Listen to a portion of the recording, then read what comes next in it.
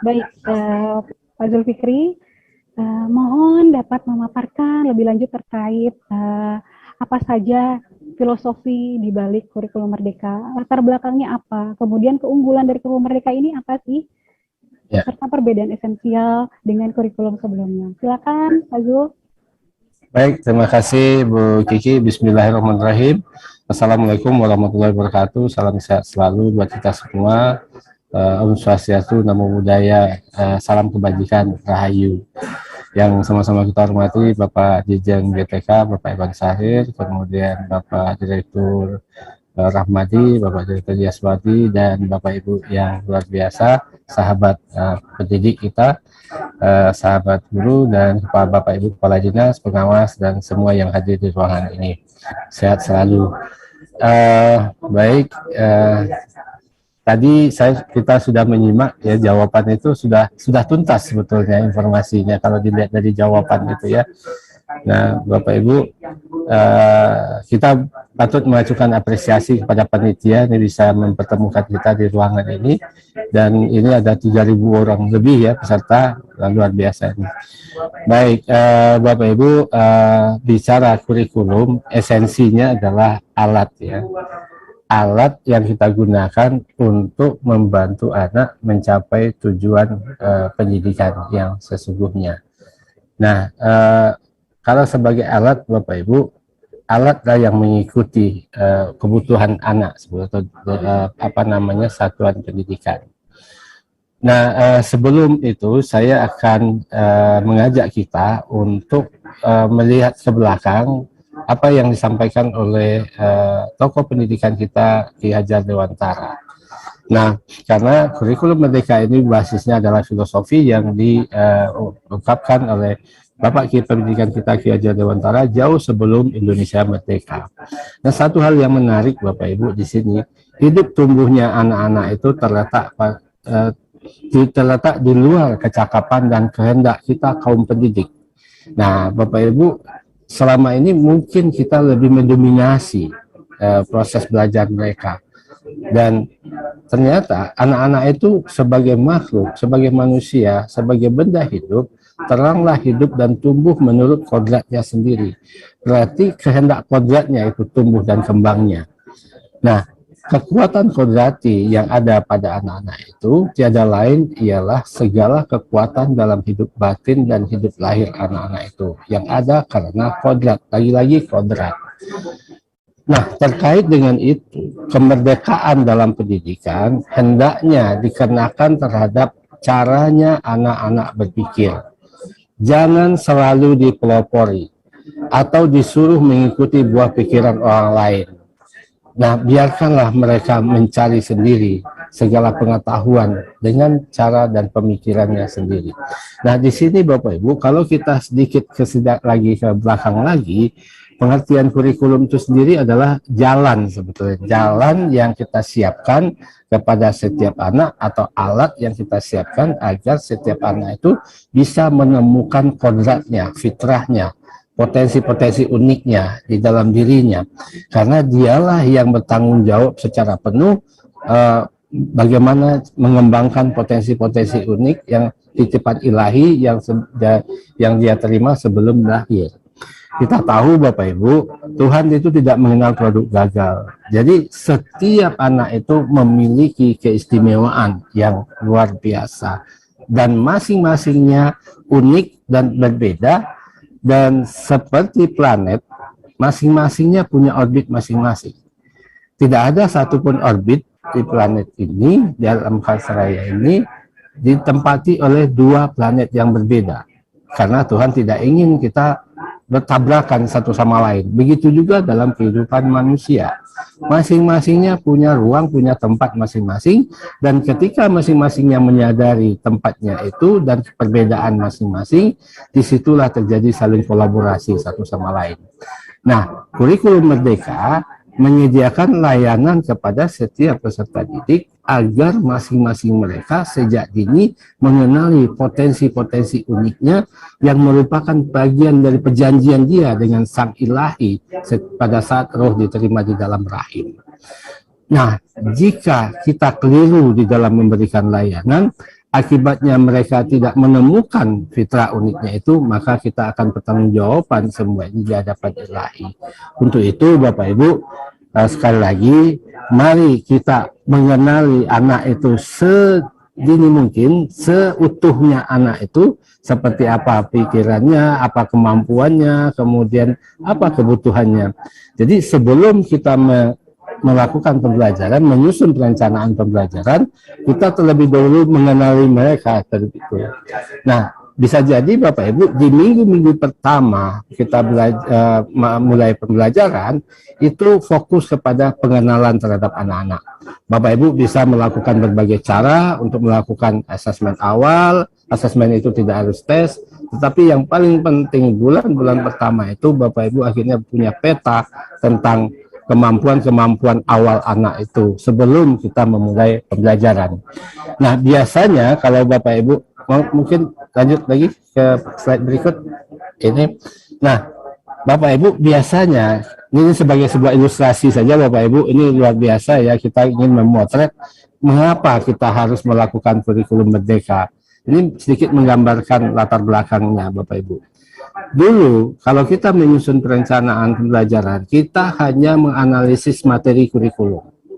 Kemudian kita menetapkan langkah-langkah pembelajaran sampai detail, sampai per menit. Kemudian begitu masuk ke kelas, anak harus mengikuti apa yang tertulis di dalam kurikulum itu, dalam rencana pembelajaran itu. Seandainya di saat itu telah ditetapkan pelajaran tentang perkalian, 2 kali pertemuan, maka Bapak Ibu Guru biasanya memulai langsung dengan materi perkalian. Padahal mungkin saja pada saat yang sama ada anak yang belum mengenal bilangan atau belum mahir operasi dasar hitung. Apa yang terjadi ketika mereka dipaksa untuk mengikuti perkalian, maka terjadi gap sebetulnya, terjadi persoalan di dalam dirinya. Dan begitu selesai proses pembelajaran 2 kali pertemuan, pelajaran akan segera pindah ke yang lebih sulit lagi. Sementara anak-anak tadi masih punya persoalan. Terus sampai materi habis sampai di akhir semester. Semua materi sudah disampaikan sampai habis dan guru merasa hutangnya sudah selesai, sudah tuntas karena kurikulum sudah tuntas disampaikan.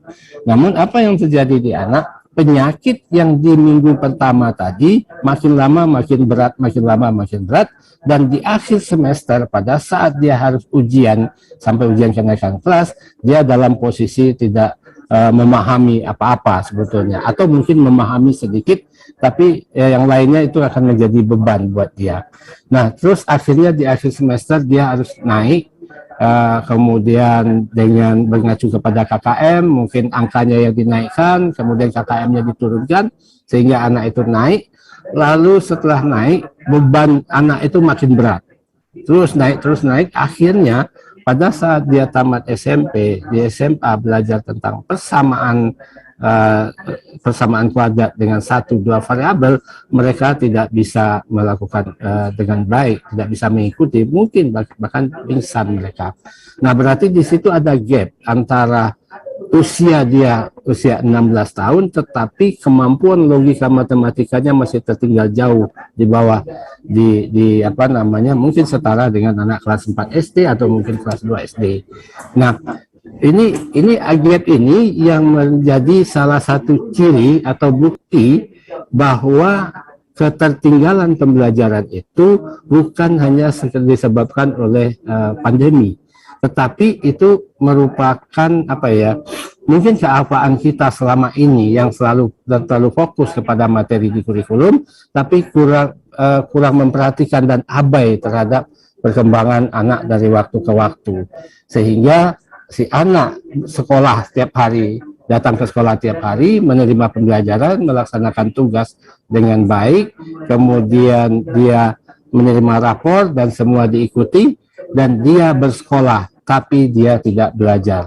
Schooling but not learning. Nah, ini Bapak Ibu yang perlu kita sadari, bahwa mari kita mengubah semua itu dan fokus kepada anak.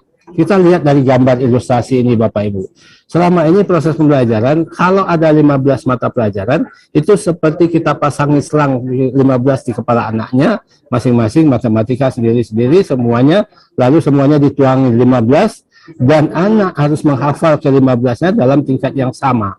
Nah, dengan demikian Bapak Ibu, si anak itu harus mendapat materi yang sama. Dan kalau seandainya materinya disebut kotak, dan semuanya harus kotak, materi yang sama dengan cara yang sama, kemudian ketika anak memiliki pemikiran-pemikiran yang berbeda, itu dipotong, kemudian lalu mereka diuji dengan cara yang sama, dan kalau ilustrasinya di sini ada memanjat pohon ujiannya, dan semua yang muridnya yang berbeda-beda itu harus diuji mampu memanjat pohon. Akhirnya sang gajah memaksakan diri memanjat pohon, kaki patah, belalainya patah, potensi uniknya menjadi hilang. Kemudian kita juga mengukur kemampuan anak itu dengan capaian nilai rata-rata untuk semua mata pelajaran. Dan kita tahu secara kompetensi tidak akan ada manusianya yang kompetennya semua rata semua bidang. Nah, berarti ini memaksa anak untuk hanya mengejar angka dan menghafal materi, dan itu menyebabkan dia kehilangan jati diri sebetulnya. Kemudian mereka juga dipaksa untuk saling berlomba, saling mengalahkan untuk mencapai ranking 1, dan tempat ranking 1 itu hanya 1, diperebutkan oleh 30 anak. Sehingga semangat untuk saling menjatuhkan itu jauh lebih dominan daripada saling berkolaborasi. Nah, bagi anak yang ranking bawah akan berusaha untuk mencapai ranking 1, dan begitu dia berhasil, dan tentu posisi ranking 1 itu yang dia gantikan adalah temannya yang tadi turun ke ranking 5. Bagi yang naik itu bahagia, bagi yang turun itu penderitaan. Nah, artinya kondisi seperti itu disadari atau tidak sadari, sengaja atau tidak sengaja, kita mengkondisikan anak untuk selalu berbahagia di atas penderitaan orang lain, dan kemudian kalau sudah dalam posisi di atas itu, dia pasti tidak mau mengasih kesempatan kepada teman-temannya untuk ini, dan dia tidak mau berbagi pada teman-temannya. Nah, kalau sudah begini Bapak Ibu, dan si anak itu bisa mencapai nilai tinggi dan membahagiakan orang dewasa, orang tuanya, namun batinnya menjerit, gitu kan. Nah, ini semacam apa namanya, proses, kalau tidak berlebihan kita katakan bahwa ini proses robotisasi manusia, gitu kan. Nah, proses ini sudah berlangsung sekian lama di kita.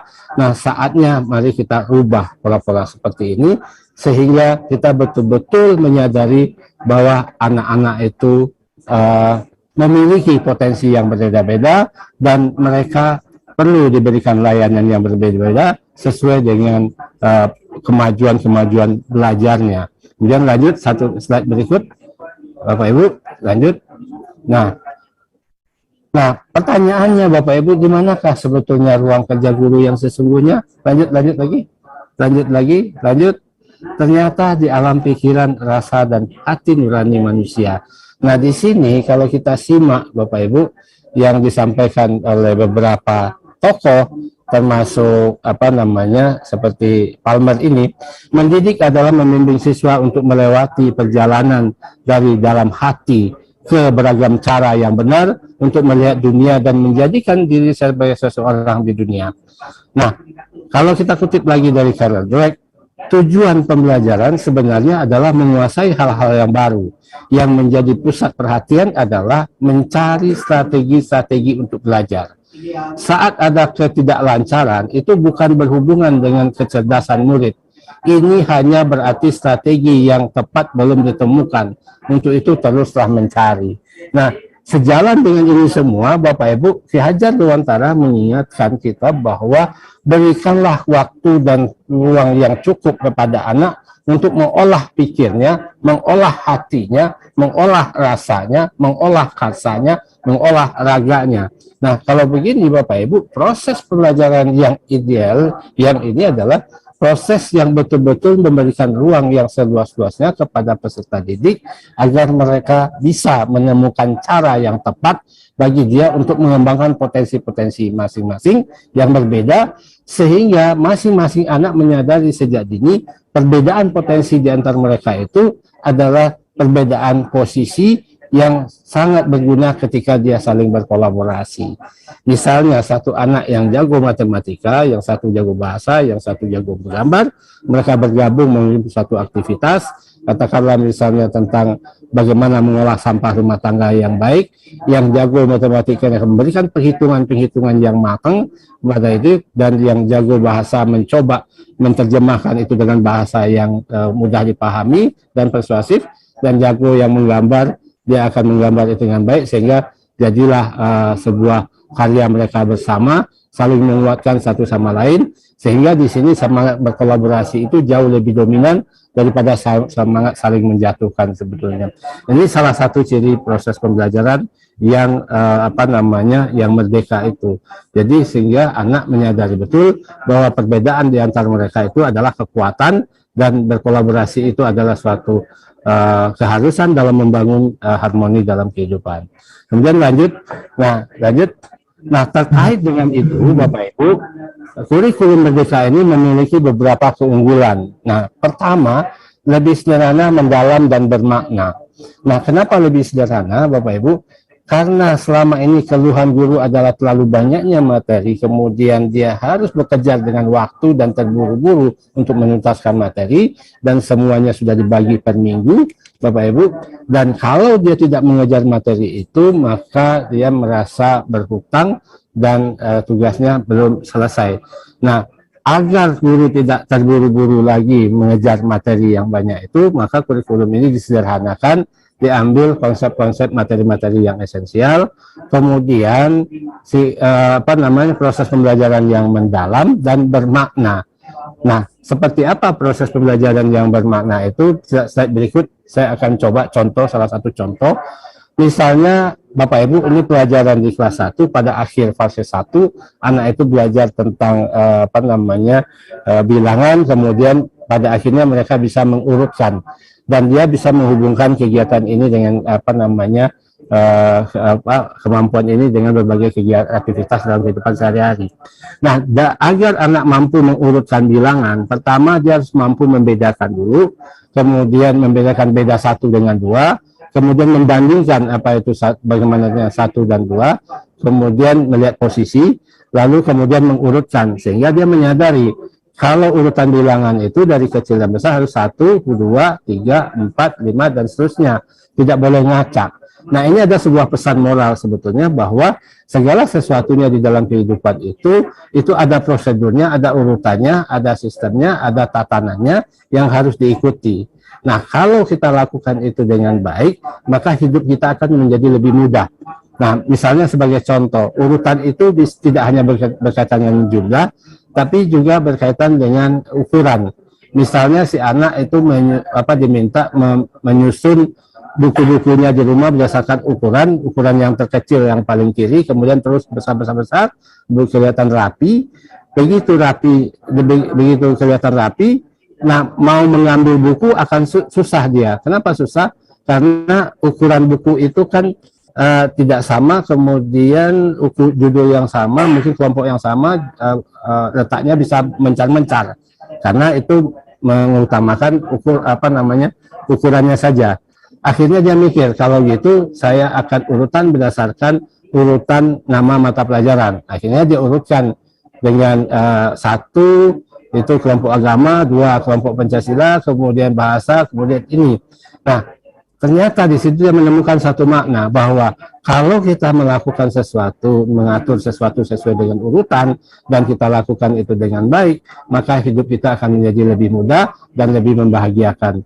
Nah, sampai itu tertanam di dalam pikiran dan hatinya, dan sehingga itu dibawa ke dalam kehidupan sehari-hari, dan begitu antri, dia dimanapun antri, dia konsisten dengan urutan itu, gitu kan. Nah, tentunya proses belajar ini membutuhkan waktu, membutuhkan strategi yang banyak, karena kemungkinan sekali pada saat guru memulai pembelajaran itu, si anak itu ada yang baru bisa membedakan, ada yang sudah bisa membandingkan, ada yang sudah bisa mengurutkan, gitu kan. Nah, si guru harus tahu siapa-siapa anaknya yang sudah bisa membedakan dan membandingkan dan atau mengurutkan. Nah, disitulah diperlukan asesmen awal untuk menentukan proses belajar awal anak itu seperti apa.